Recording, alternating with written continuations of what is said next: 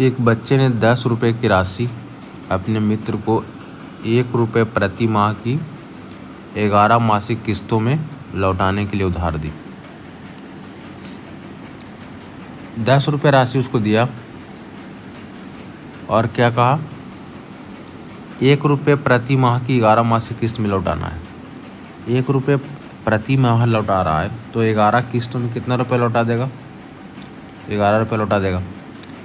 10 रुपये लिया, आपको 11 रुपये लौटा दिया, तो कितना ब्याज दिया, ब्याज आपको कितना हो गया, 1 रुपये का ब्याज हो गया।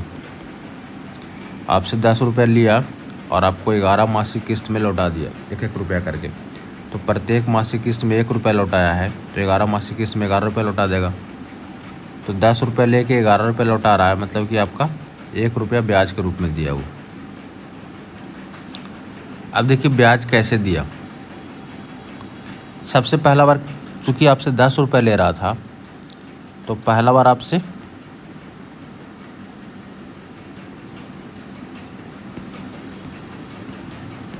पहला महीना में जो ब्याज आपको देगा वो 10 रुपये के हिसाब से देगा, क्योंकि आपसे वो 10 रुपये लिया है।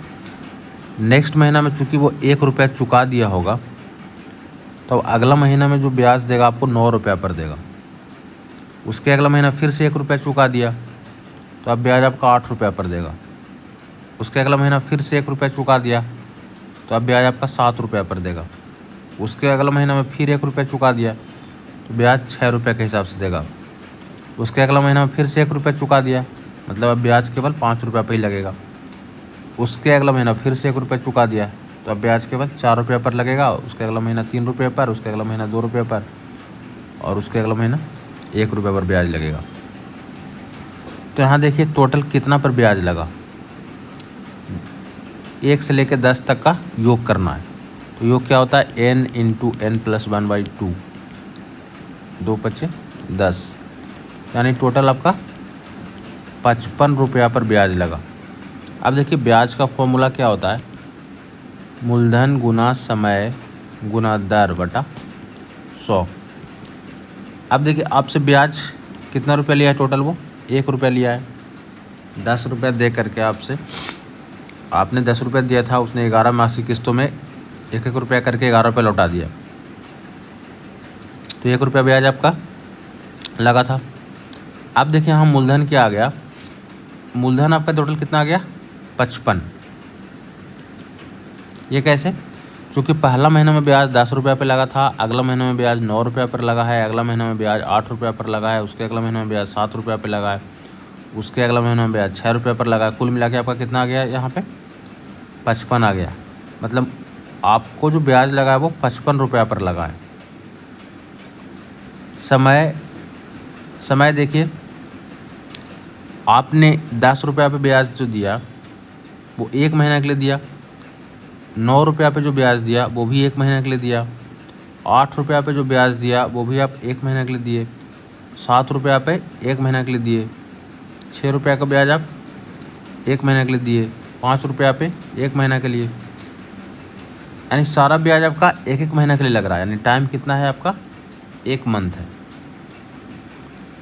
इंटू 1 मंथ को पहले साल में बदल लेते हैं, 12 से भाग दे देते हैं, इंटू दर आपसे तो पूछ ही रहा है, बटा 100, नीचे में आपका 100 है। ठीक है, ब्याज आपका 1 हो गया, चूँकि 10 रुपये आप दिए थे, आपको वो 11 रुपये लौटा रहा था तो ब्याज आपका 1 रुपया हो गया। मूलधन कैसे निकालें, यहाँ से पहला महीना में 10 पे ब्याज लग रहा था, अगला महीना में 9 पे ब्याज लग रहा है, अगला महीना में 8 पे ब्याज लग रहा है, तो कुल मिला के आपका मूलधन कितना आ गया, 55, यानी 55 पे आप ब्याज दिए हैं।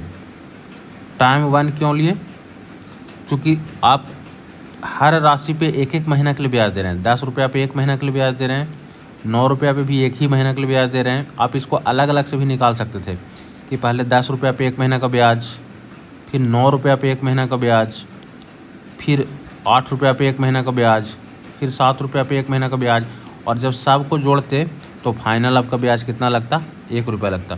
तो हम एक ही बार सबको जोड़ दिए, सबको जोड़ दिए तो 55 आ गया।